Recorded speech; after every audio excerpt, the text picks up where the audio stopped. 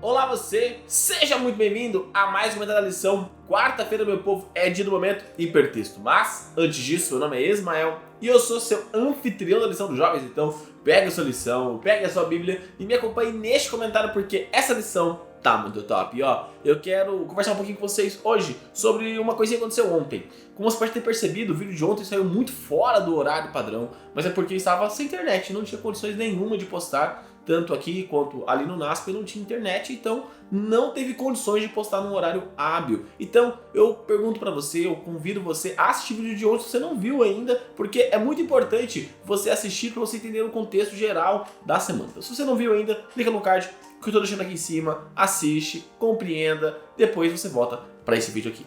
Como eu tava dizendo, quarta-feira é de momento hipertexto, ou seja, hoje é aquele dia que nós temos textos que correlacionam com o texto ou com o tema principal da semana e também temos a nossa rede semântica. Ismael, o que é rede semântica? Acabei de chegar na lição, primeira semana, não tô entendendo esse negócio não. Então calma meu jovem, calma minha jovem, eu vou explicar.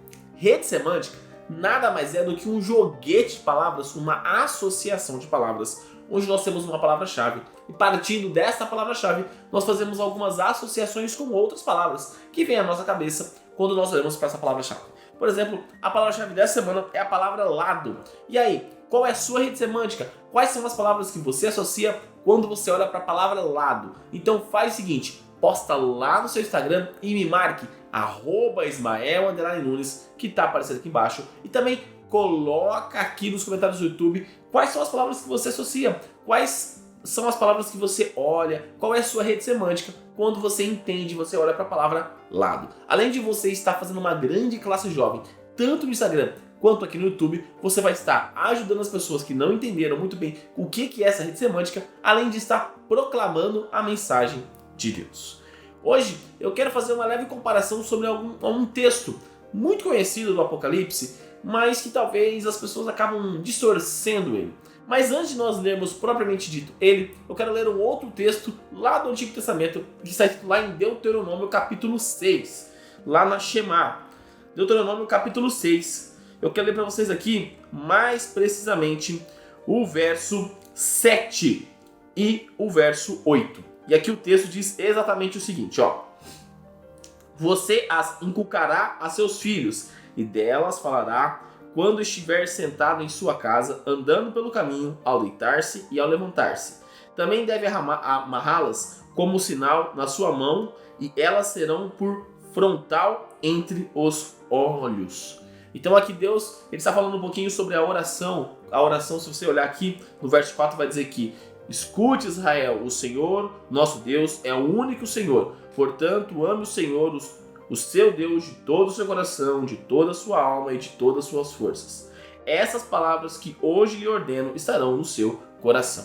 Então aqui é uma oração de Israel para Deus, para eles lembrarem que Deus era Deus, que Deus é Deus de todos os milagres que ele fez. O capítulo 6 de Deuteronômio é um capítulo muito bonito de você ler, tanto que algumas pessoas mais ortodoxos, os judeus mais ortodoxos, hoje em dia, realmente escrevem, deixam escrito na testa e na mão essa oração. Mas por que eu estou lendo ela para vocês? Porque quando nós vamos lá em Apocalipse, lá no capítulo 13, e nós lemos aqui, do verso 14 ao verso 17, nós vamos ver um negocinho interessante que eu quero que você faça uma comparação. E aqui o texto diz assim, ó.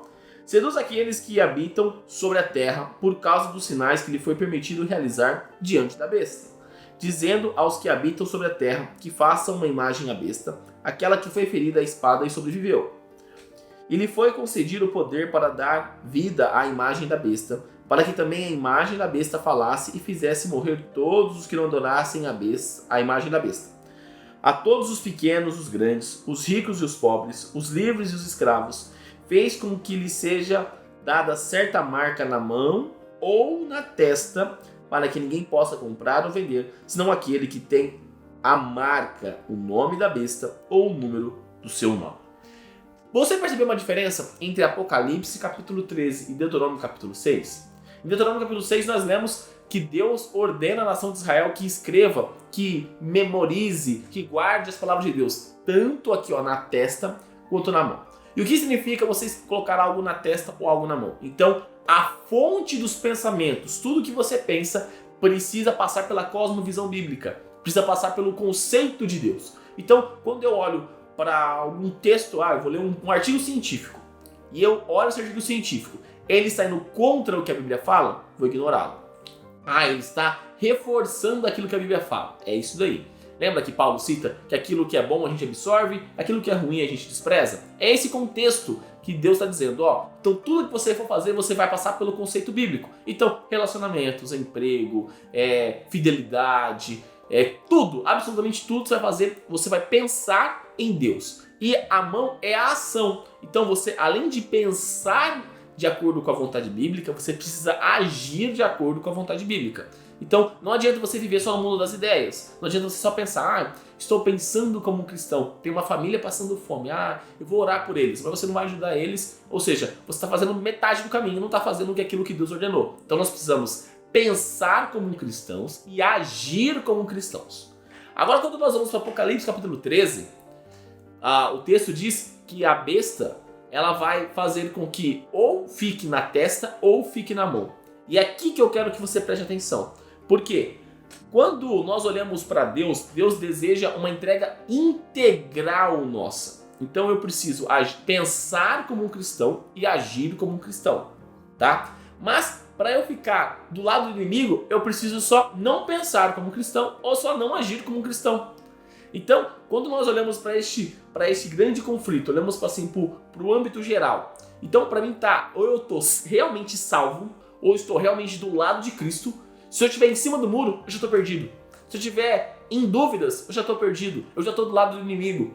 É esse conceito que eu queria trazer para você, para nós começarmos essa nossa caminhada de Apocalipse. Você precisa hoje fazer igual está escrito em Deuteronômio. Você precisa hoje escolher o lado de Cristo. Você precisa hoje colocar na sua mente, na sua mão, que você é um cristão. Você precisa pensar como um cristão. Você precisa agir como um cristão. Você precisa se entregar inteiramente a Cristo. Porque se você não fizer isso, você vai estar do lado do inimigo.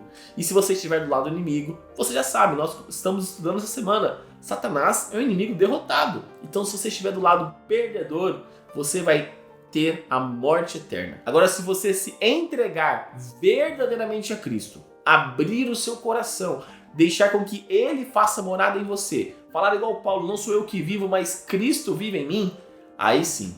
Aí você vai começar a pensar como um cristão, a agir como um cristão e, consequentemente, o seu relacionamento com Cristo vai melhorar, vai crescer e, consequentemente, você vai passar pelo processo de santificação para alcançar o último ponto da salvação, que é a glorificação, que é quando Cristo voltar em poder e grande glória. Então, para você já começar a refletir a partir do dia de hoje, se entregue inteiramente a Cristo. Não fique só no mundo das ideias ou só no mundo das ações. Você precisa pensar como um cristão e você precisa agir como um cristão, porque é isso que Cristo fez quando ele veio à Terra. Ele pensava como Deus e agia como Deus, sendo um instrumento nas mãos do Pai para proclamar as boas novas de salvação que ele estava trazendo, porque ele morreu na cruz para que eu e você tivéssemos a chance de sermos salvos. E neste momento, eu convido você a fechar os seus olhos e orar comigo. Querido amado Deus, obrigado, Pai, por mais um dia. Obrigado, Pai, por esse estudo de hoje, Pai, onde nós entendemos um pouco mais. Nós entendemos que nós precisamos nos entregar a Ti integralmente, Pai. Precisamos abrir o nosso coração, Pai. Precisamos deixar que o Senhor faça morada em nós. Precisamos pensar de acordo com a Tua vontade e agirmos de acordo com a Tua vontade, Pai. Porque se nós ficarmos no meio do caminho, se ficarmos em cima do muro, nós estaremos do lado do inimigo.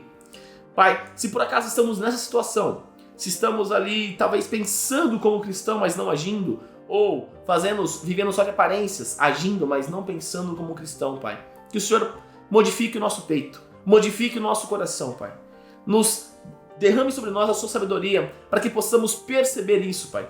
Para que possamos observar, analisar as nossas ações. Porque se nós continuarmos neste caminho, nós só teremos a morte eterna, porque estaremos do lado derrotado, Pai. Mas a partir do momento que nós compreendermos isso, colocarmos no nosso coração, na nossa mente, nas nossas ações, que o Senhor é o nosso Senhor, o Senhor é o único Senhor que nós devemos adorar, aí nós passaremos pelo processo de santificação, Pai, através da salvação passada, presente e futura. Quando Cristo voltará em poder e grande glória, para glorificar os santos, Pai, para glorificar os salvos, para levar todos nós para as mansões celestiais. Esse é o nosso desejo, Pai. Nós queremos estar dentro deste grupo. E tudo isso, Pai, eu te peço e te agradeço em nome do seu Filho Jesus. Amém. Galerinha, não se esqueça de se inscrever aqui no canal para você dar aquela força e também você não perder os conteúdos que são produzidos. Lembrando que os vídeos da lição saem de domingo a sexta-feira, pontualmente às 5 horas da manhã, exceto se tivermos algum problema com a internet, que recentemente está dando bastante trabalho.